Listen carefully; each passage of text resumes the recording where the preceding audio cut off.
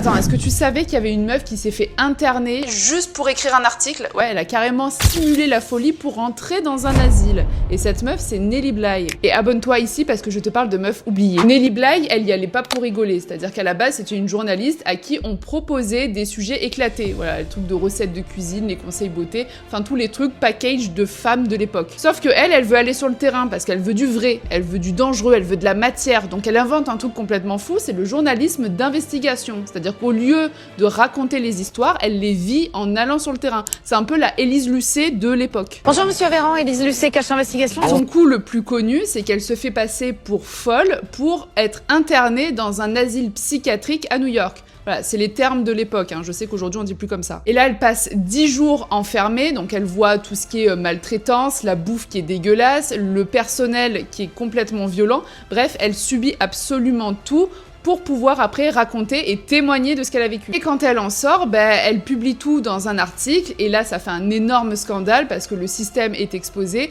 au point où il y a des réformes qui sont mises en place. Donc elle devient une star parce que la meuf est complètement badass, mais c'est pas tout, ça s'arrête pas là, parce qu'après elle part faire le tour du monde toute seule en 72 jours pour essayer de battre le record de Jules Verne. Et à l'époque, une femme qui voyage, et en plus qui voyage seule, autant te dire que ça fait scandale. Complètement déglingo la gonzesse. Mais elle a battu le record, donc c'est vraiment une légende, mais visiblement on l'a oubliée, peut-être parce qu'elle était un petit peu trop exceptionnelle. Enfin, toi dis-moi si tu la connaissais.